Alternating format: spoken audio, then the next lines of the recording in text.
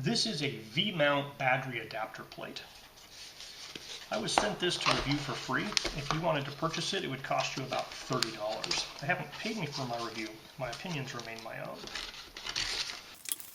Alright, so in the box you get a bag of screws, a bag of little rubber plugs, and a very nice little sheet with technical diagrams of the exact spacing of all these different holes on this guy, along with the list of what you're getting here.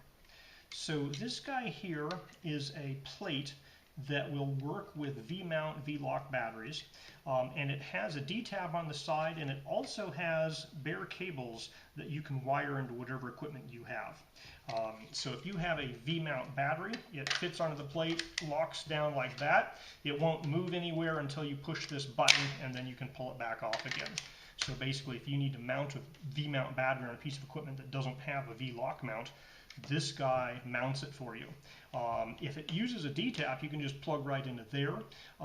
So most of your V-mount batteries have their own D-tap port built in, but this way you can plug your camera or equipment into that guy and then move the battery without having to unplug anything. And it just goes into the battery port at the bottom here and plugs in through there. So this guy connects only to the positive and negative terminals, so it's suitable for pulling power out of the battery, but not necessarily for charging it. So it has a metal back plate and a plastic front plate. This little V-mount latching dart here, this part here is metal, and then this piece down here has plastic around there, and then these metal contacts at the bottom. So it's got plenty of holes here for mounting to different equipment, and it has plugs that fill in any holes you're not using, or you could fill in the hole after you put the screw through.